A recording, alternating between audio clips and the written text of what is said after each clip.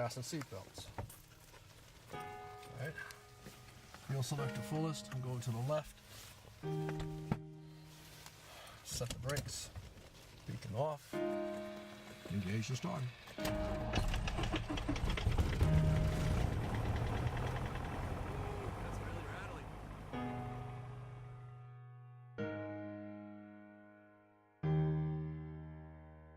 There's a couple of things that will always be the key thing for me, which is the actual lifting off the ground.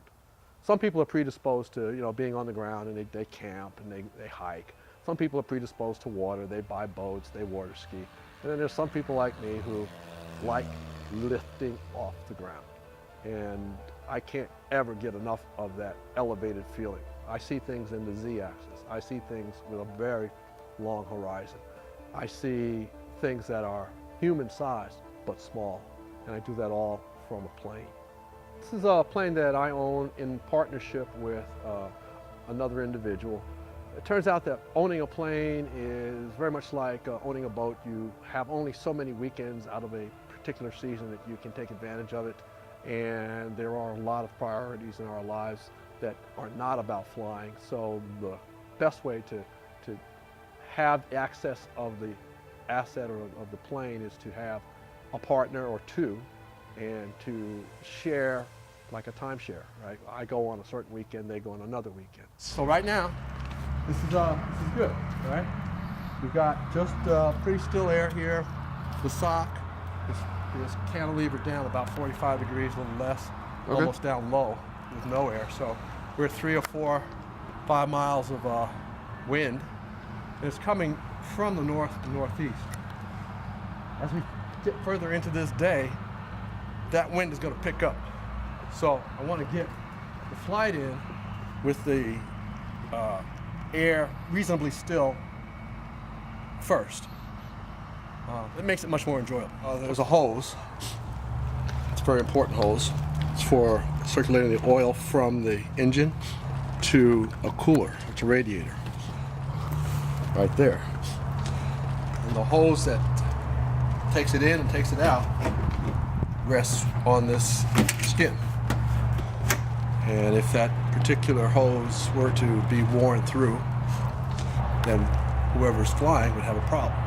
As you see here, the wing has it's called an angle, and it's an angle of attack. Right? Okay. So yeah. If you look at it now, it's like this is the angle of attack, right? Got it. If you exceed the critical angle of attack, then the air will not flow across the wing. So elevate the angle of attack, keep coming, there will come a point about 22 degrees. That's critical. Okay. At that point, the plane will fly, but it's gonna be mushy. And then if you bring it beyond that, the wind doesn't flow all the way across the wing stops lift, plane starts to Descent. So you have a sense of freedom, you have a sense of science overcoming the boundaries that we all face, and that's very thrilling. It's science that makes this possible. If man were meant to fly, he'd have wings. Well, we made wings. We just did it 110 years ago. And we used our capabilities, our thinking processes, our math, our science to build machines that are capable of lifting us up and carrying us far distances pretty darn quick.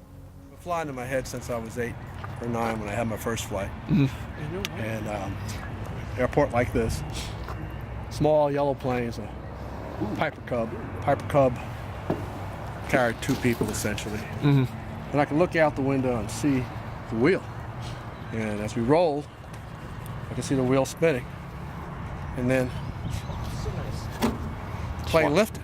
Right. And the wheel was still spinning, but the houses were getting smaller. So that was a really big thrill for me. And it's like, getting bit by a bug. So from then on, I was wanting to fly. And so over time, I did things to kind of put that into my life. Eventually, 40 years, 43, I was able to start taking lessons. And so it takes a year of immersion. You don't learn to swim without swimming. You don't learn Right. to fly without flying. You have to immerse yourself.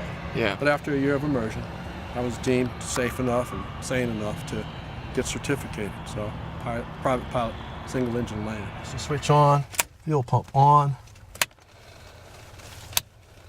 fuel pump on, prime, 1, 2, 3, 4. Clear the prop. Clear prop. Okay, we're clear. Left mag on. Right, left. Engage the starter.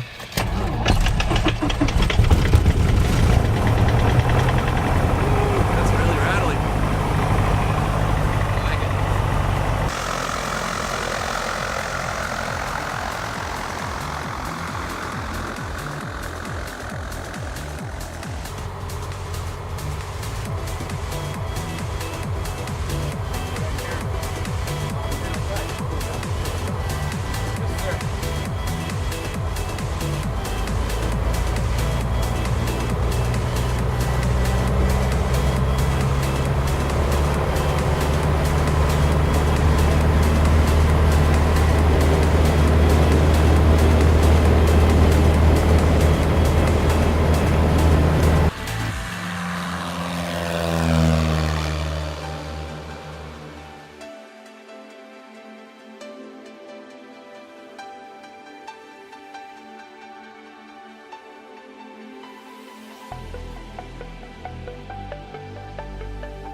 So we're connected in a lot of different ways. I think first and most important is that, we all have 5 senses that we're working with for the most part.